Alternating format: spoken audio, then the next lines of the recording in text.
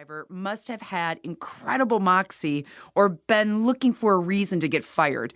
I guess sometimes the truth really is stranger than fiction. As Michael continued to tell me his story, his expression became quite animated. Well, as you can imagine, I was ticked off. I couldn't believe the nerve of this guy criticizing me like that. And I was caught off guard. I didn't know how to respond. No one had ever said anything like that to me before. Fortunately, right then, we pulled up to the airport. I got out, slammed the door, and walked away. I just wrote off him and his feedback as clueless and didn't give it a second thought. Until today. Michael paused for a moment. During your session, you explained that most people aren't as influential as they think they are, but they don't know it, partly because they rarely get honest feedback. That was when it suddenly hit me. What if that driver was right? The feedback he gave me is probably what everyone else is thinking, but won't say to my face. I used to think I was fairly influential, he continued, looking dismayed. Now I realize I'm probably not as influential as I thought. Standing there listening to Michael, my heart went out to him. Like so many of the leaders I work with, he had inadvertently fallen into a trap of disbelief and denial. It is tough to watch individuals come to the realization that they lack true influence or have damaged what influence they did have.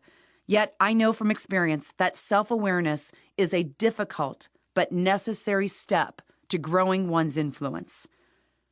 Although Michael's story certainly was different than any I had heard before, the theme was one I am all too familiar with.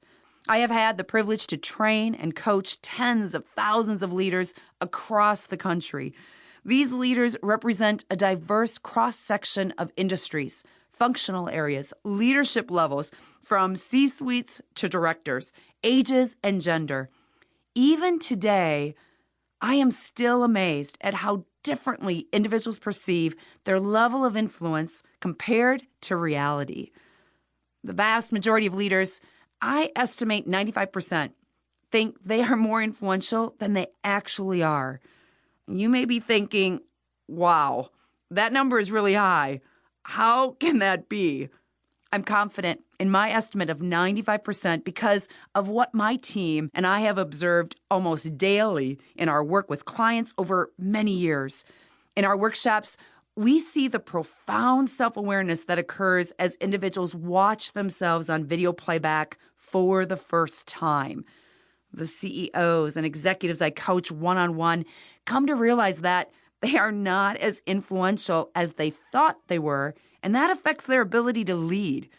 And frequently, after my keynotes, people come forward to tell me they now understand that they have to grow their influence. Why is it so common for people to overestimate their level of influence? First is the phenomenon called illusory superiority, or the above-average effect, one of the cornerstones of social and personal psychology.